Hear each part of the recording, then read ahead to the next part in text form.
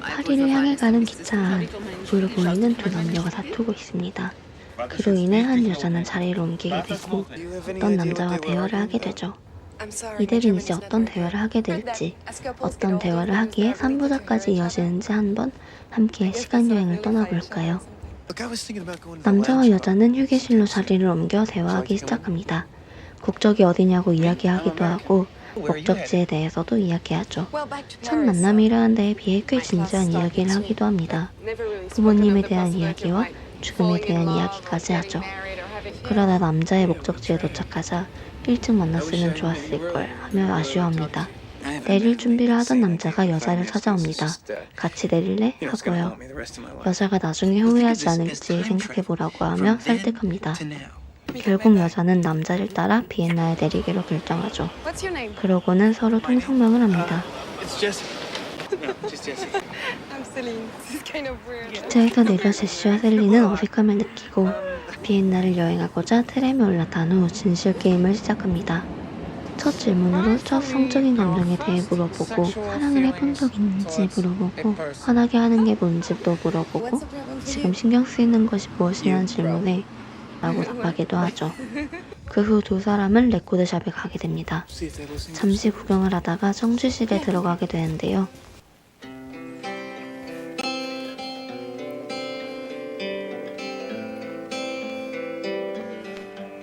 서로 훔쳐보다가 눈이 마주치려 하면 금세 피해버립니다.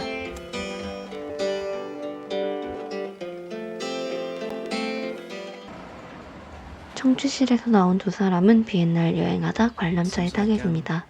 그곳에서 첫 입맞춤을 하게 되죠. Are you trying to say you want to kiss me?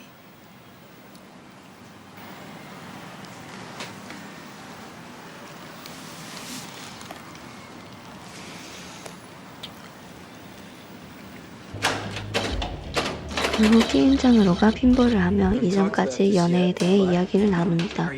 그러는 도중 제시가 지금은 헤어진 여자친구를 보기 위해 유럽에 왔음도 말하게 되죠. 두 사람은 레스토랑에 들어가 친구에게 전화를 거는 상황극을 하며 서로의 진심을 확인합니다. The idea of this little boy with all those beautiful dreams. He trapped me. I like to feel his eyes on me when I look away. She didn't like me much at first. She's super smart, very passionate, and beautiful. Sat next to you, no? I'm sure she did it in purpose. Oh yeah? Yeah. 지금 이 하루를 비현실적인 꿈과 같다고 이야기하는 둘에게 현실이 다가옵니다. 두 사람은 결국 오늘 하루로 끝날 인연으로 정리하자고 약속하죠. 대신 함께 보내는 유일한 밤을 즐겁게 보내기로 합니다. 작별 인사도 미리 하고요. 두 사람은 밤을 지새우기 위해 술집에서 와인잔과 술을 공수해 오기로 합니다. 오늘 하루뿐인 인연이라 말하며 술을 외상으로 달고 잔을 훔쳐오죠. 그러고는 공원에 누워 대화하다가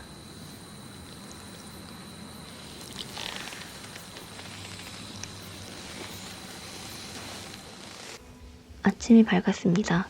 두 사람은 파리에 도착하면 뭘 할 건지에 대해 물어보기도 하고 들려오는 음악 소리에 맞춰 춤을 추기도 합니다. 제시가 시를 낭송해주기도 하고요. Oh, let not time deceive you. You cannot conquer time. 기차역에 도착해 둘은 작별을 합니다. 작별에 입맞춤을 하고 사실은 이렇게 헤어지고 싶지 않았다고 말하죠. You know all this bullshit we're talking about not seeing each other again? I don't want to do that. I don't want to do that either. Can you say something? I was afraid maybe you didn't want to see me. All right. Well, listen. What do you want to do?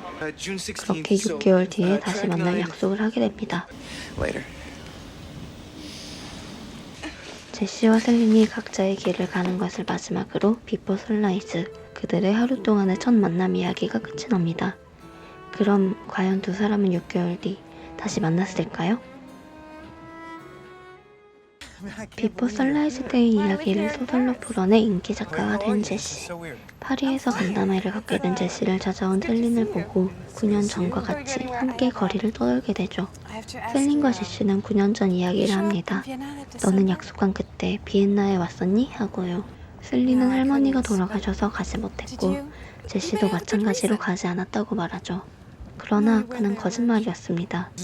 그 후 두 사람은 어떤 연락처도 주고받지 않은 것을 연락이 서서히 끊기는 게 두려웠기 때문이었다고 이야기하고 바보 같았던 짓이라 합니다.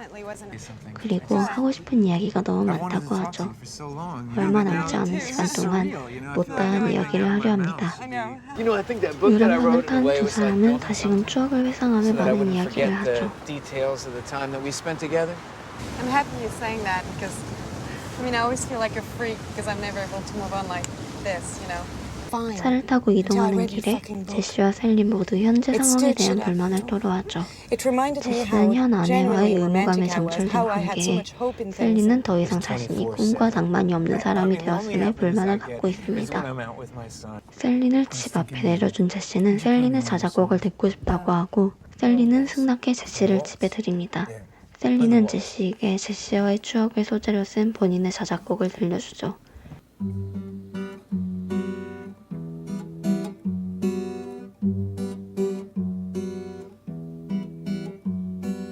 Let me sing you a waltz about this one night stand that anyone I've met before.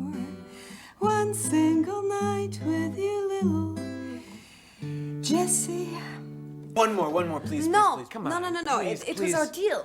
제시는 셀린의 집에서 테이프를 발견하고 음악을 틀고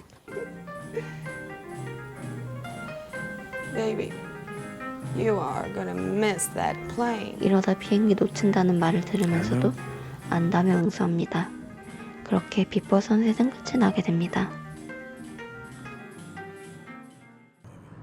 제시와 셀리는 선셋 이후 결혼해 아이를 낳았습니다. 제시는 이혼한 뒤 아들 헨리를 가끔씩 만나며 챙겨주고 있죠.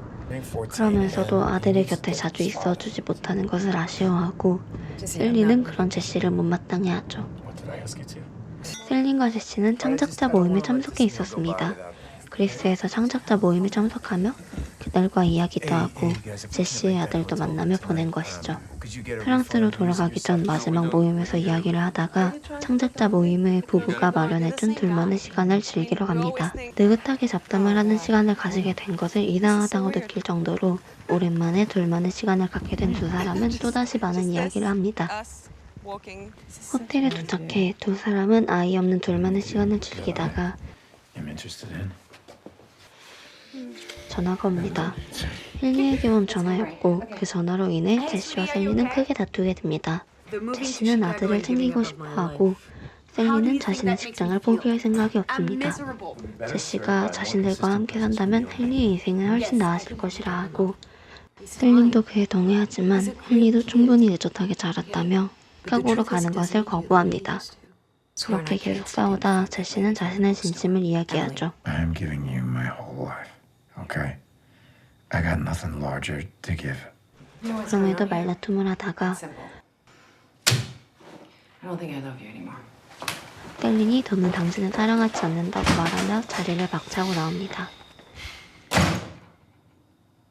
혼자 나와버린 셀린을 찾으러 제시가 나섭니다. 제시는 비포 선라이즈, 둘의 첫 만남 때처럼 타임머신을 이야기하죠.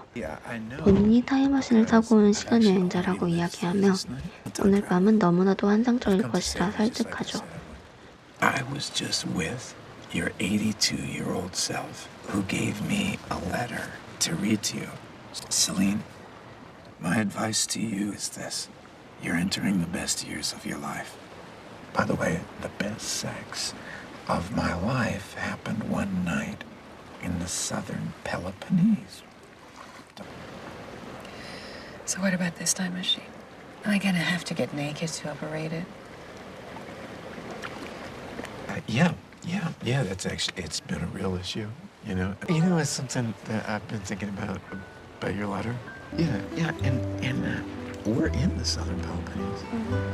Yeah, and do you think it could be tonight that you're still talking about in your 80s? 계속해서 부정적인 대답을 하던 셀린이 결국 타임머신에 대해 물어보며 화해하고 오늘 밤에 대한 얘기를 하면서 비포 3부작이 끝나게 됩니다.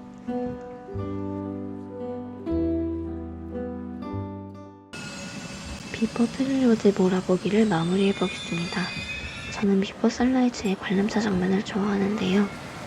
처음 만난 사람과 사랑에 빠져 하루 동안 함께하고 입을 맞추는 것이 제가 실제로 할 순 없지만 어떤 로망을 가득 담은 것 같아서요. 여러분들은 어떤 장면이 가장 좋으신가요? 비포 트릴로지의 매력은 롱테이크로 이어지는 두 사람은 엄청난 대사라고 생각하는데 덜어내거나 추격하지 않으면 20분이 넘게 나올 수밖에 없다는 점이 참 아쉽습니다. 사실 한국 현대사회에서 처음 만난 사람과 전혀 모르는 곳에 내려 하루를 보낸다는 것은 있을 수 없는 일에 가깝습니다. 그렇지만 비포 선라이즈 때부터 미드나잇까지 흘러가는 3부작은 비현실적인 낭만을 현실적으로 풀어갑니다. 우연한 만남으로 시작된 30년간의 사랑에 대한 낭만을 비포 트릴로지를 통해 느껴보시는 건 어떨까요?